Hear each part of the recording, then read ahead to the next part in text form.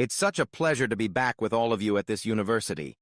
What started as a seemingly simple adjustment, a small tweak to the royal decor, ended up setting off something much larger. Behind the elegant walls of Clarence House, that one change triggered ripples throughout the monarchy. There was no official statement, no explanation. None was needed.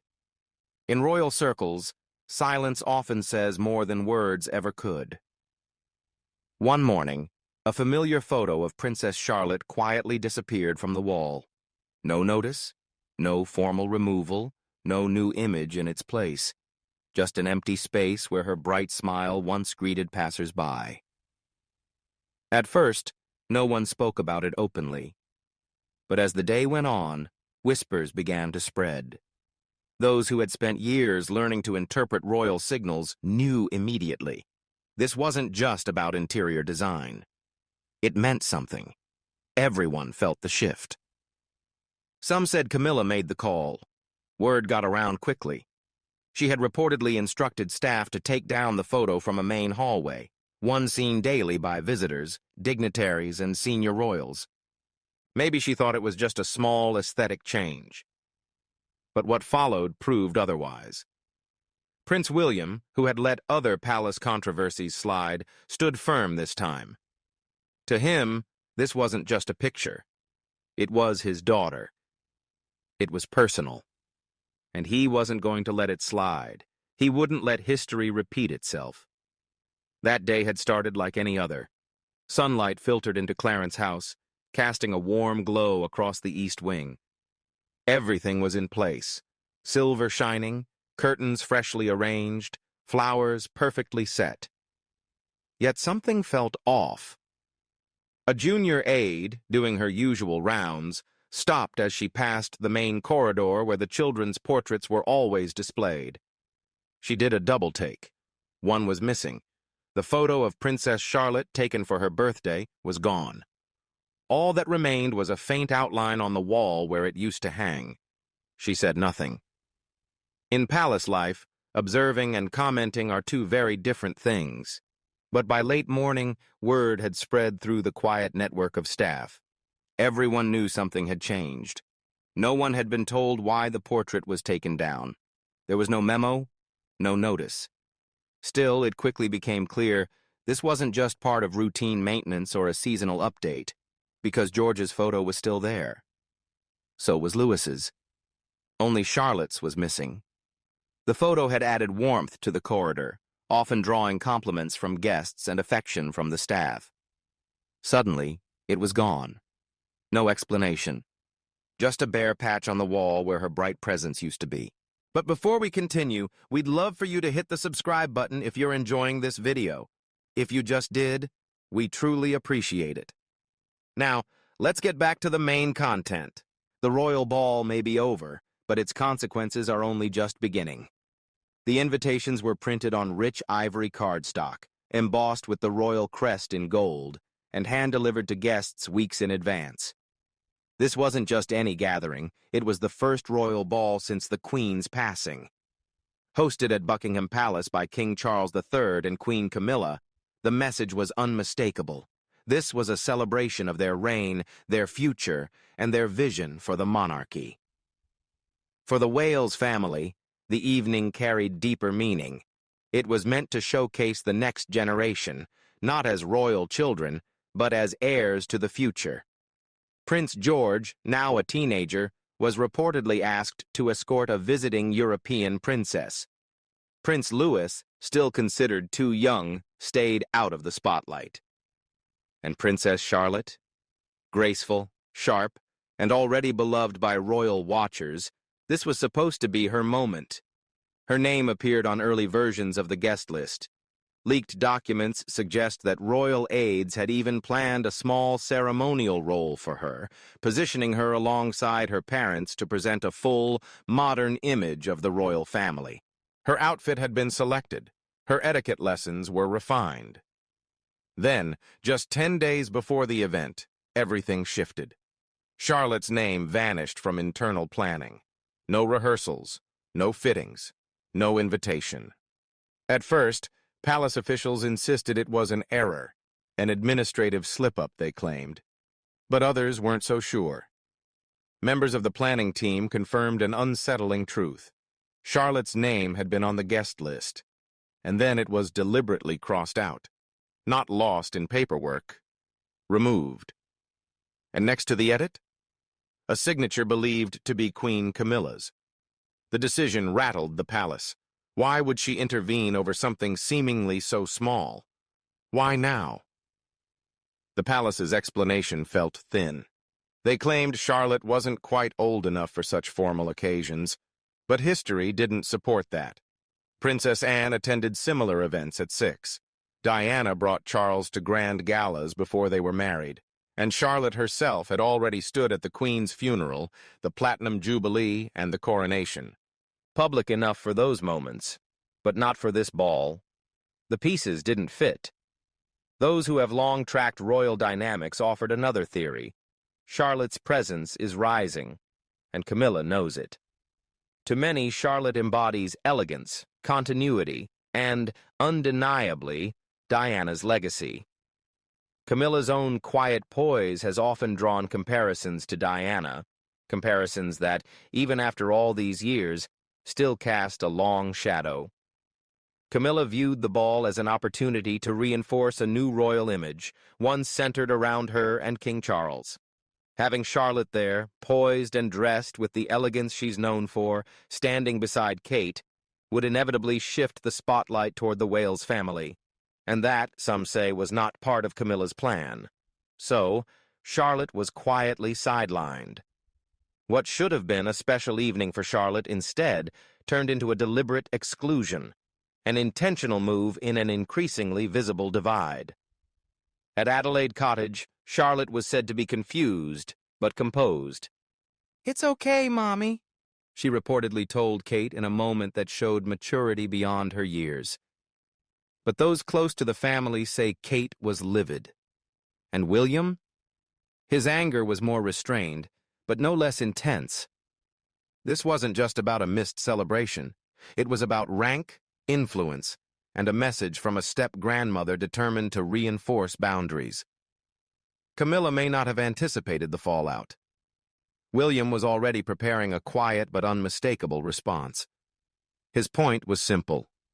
Charlotte didn't attend, but her absence would be louder than any presence that night. To the public, Camilla often appears as the smiling royal consort, gracing charity events, mingling at garden parties, and fulfilling ceremonial duties with ease. But those within palace walls speak of someone far more strategic. She's not just managing public appearances, she's shaping the future. And if recent developments are any sign, her reach now extends beyond her own generation, into the lives of the young royals who represent the monarchy's future. Removing Charlotte from the royal ball wasn't a spontaneous decision. It was a signal. According to multiple insiders, it's part of Camilla's broader approach, one that subtly shifts influence within the royal family through visibility and favor rather than through formal announcements. Many believe it stems from an uneasiness around anything that echoes the memory of Princess Diana. And Charlotte, in many ways, carries that echo. Observers and media have long drawn comparisons between Charlotte and her late grandmother, pointing to her steady presence, piercing gaze, and natural elegance in public. One photo of Charlotte at a wreath-laying ceremony, head bowed in quiet reflection, quickly went viral, labeled by the press as Diana Reborn. Another moment, when Charlotte gently corrected Prince Louis during a balcony appearance, was widely celebrated, described as pure Princess of Wales energy. The headlines haven't gone unnoticed. Sources close to the Queen Consort say she's quietly expressed unease that the younger royals, especially Charlotte, are beginning to overshadow her role in the monarchy. While she hasn't said it outright, several insiders suggest Camilla believes the constant emphasis on Diana's legacy is holding the royal family back. But the issue goes even deeper. As Charlotte's profile grows, Camilla's own grandchildren have slowly been drawn into royal life. Despite having no titles and no place in the line of succession, they've been given roles, joining her at the coronation, attending major events, even featuring in official portraits. Observers insist this isn't coincidence. This isn't about affection, one former royal advisor explained. It's about legacy. Camilla knows that if she remains forever in Diana's shadow, history won't remember her kindly. Her solution? Raise the visibility of her own grandchildren while quietly diminishing the spotlight on William and Kate's children, especially Charlotte. But there's a problem. The public isn't buying it. Polls consistently show that William, Kate, and their children are the reason the monarchy remains popular. And Charlotte, in particular, has become a symbol of grace and dignity admired across generations. She doesn't just represent the future, she is the future. Camilla knows this. When she crossed Charlotte's name off the guest list for the royal ball, it wasn't just about protocol. It was an attempt to dim a light that had already begun to shine brighter than hers. What she didn't anticipate was how fiercely William and Kate would protect that light, or how the British public, still devoted to Diana's memory, would see through the maneuver instantly. When Prince William learned Charlotte would not be attending, sources say his reaction was immediate. The calm, measured heir to the throne vanished, replaced by a father who was livid. This wasn't about royal appearances or ceremony.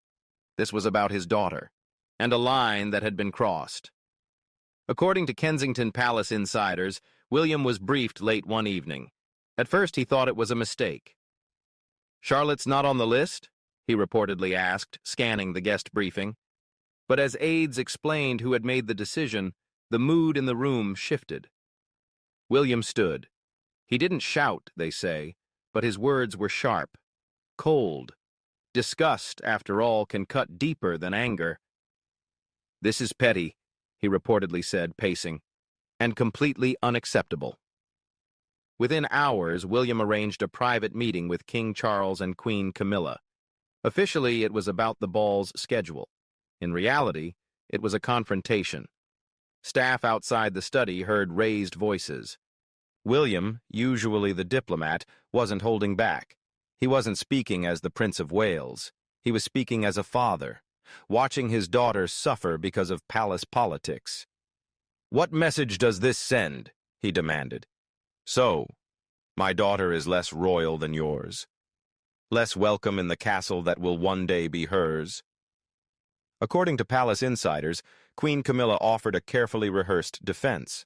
She argued that the ball was intended for adults only, that Charlotte simply wasn't old enough to be part of that world. But William didn't believe it, especially when George was still invited, and Camilla's own grandchildren, who hold no titles and have no official royal standing, were prominently included.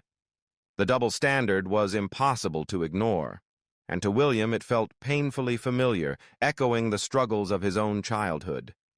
He had watched his mother, Diana, be excluded, sidelined, and humiliated, forced to smile through it all. He knew exactly what quiet royal revenge looked like. Now he was watching history repeat itself, only this time it was his child, and he vowed it would stop. During the tense meeting, William reportedly told them, "If Charlotte's not welcome, neither are we." It wasn't a threat. It was a promise. He was ready to pull out of the event entirely, even if it damaged the crown's image. King Charles, caught between his wife and his son, stayed silent. After the meeting, William returned home and sat with Charlotte. Gently, he told her she wouldn't be attending after all. Charlotte, always composed, simply nodded. "That's okay, Papa," she said softly. But William saw it, the flicker of hurt in her eyes, the same look he'd seen in Diana's too many times.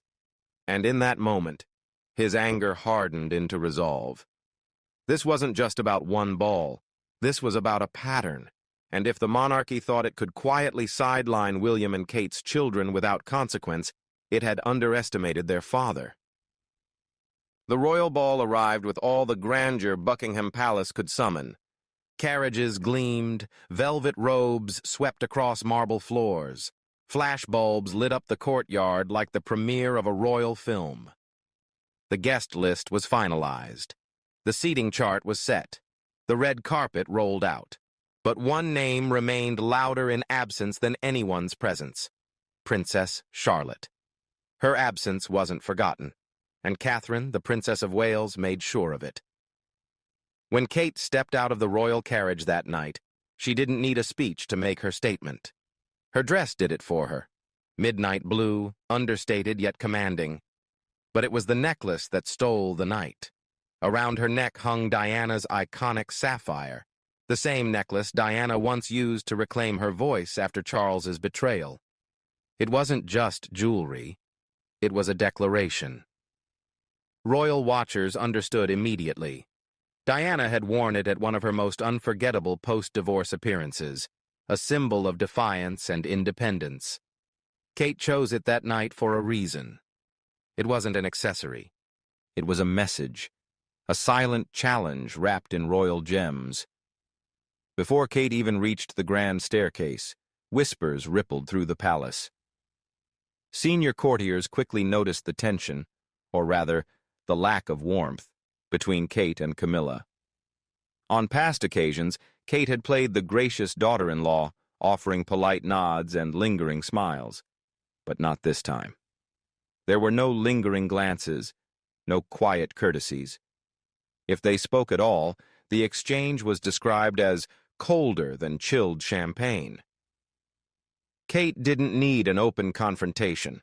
Her silence spoke volumes.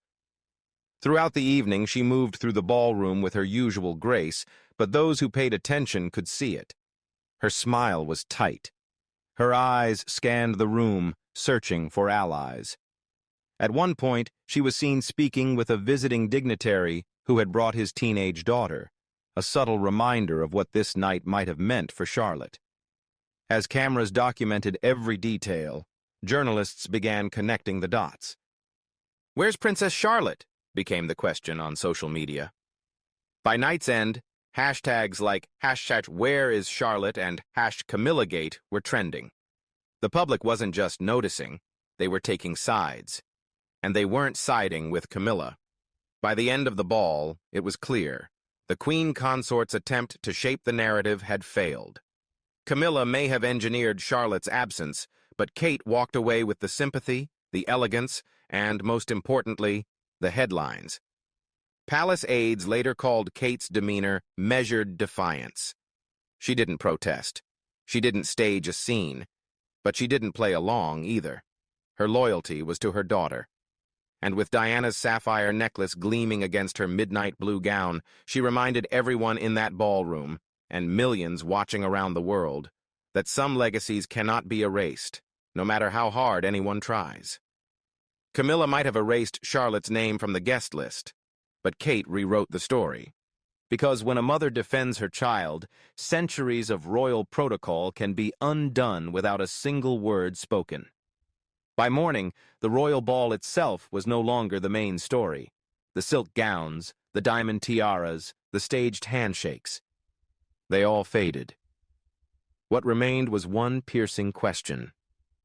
Where was Princess Charlotte? It started with quiet murmurs online. People posted photos from the event, scouring every shot for a glimpse of the little princess. But as more images surfaced, the truth became undeniable. Charlotte wasn't there, and people were furious. Hashtags like #where is Charlotte, #Charlotte snubbed, and #not my queen exploded across platforms in the UK, the US, and Australia. Memes flooded timelines comparing the inclusion of Camilla's grandchildren to Charlotte's absence. Camilla's grandkids aren't even royal, one user wrote. So why are they front and center while the king's granddaughter is left at home? The backlash didn't stop there. TikTok creators began drawing painful comparisons between Diana's isolation in the 1990s and Charlotte's recent exclusion, suggesting history was repeating itself. History repeats itself, one viral video declared, racking up more than 2 million views in under 24 hours. Another simply stated, Diana was erased. They're trying again, this time with her granddaughter. The public reaction was immediate and overwhelming. Support swung heavily behind William, Kate, and Charlotte.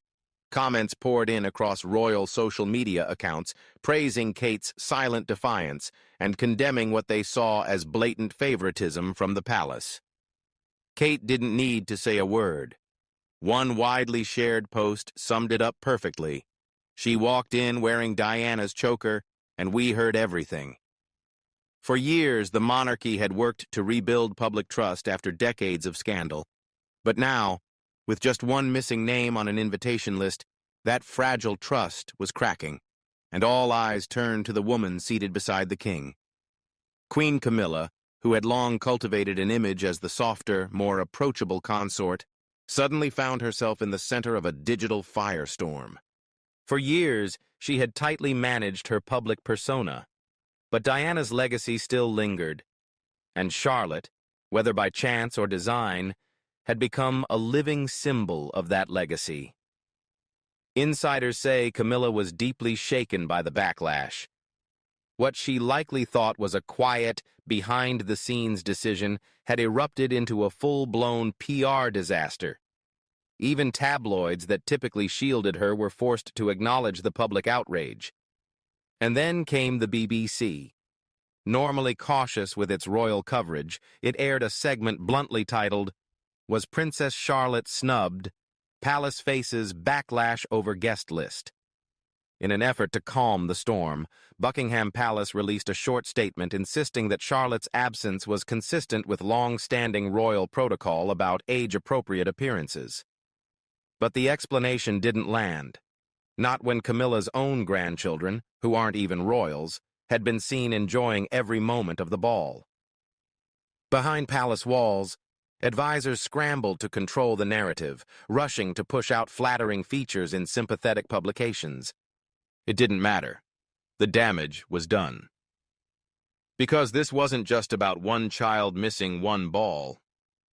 People saw a pattern of exclusion, of silence, of women quietly removed from the royal stage when their presence became inconvenient. And in that moment, Camilla lost hold of the narrative in a world where perception is everything.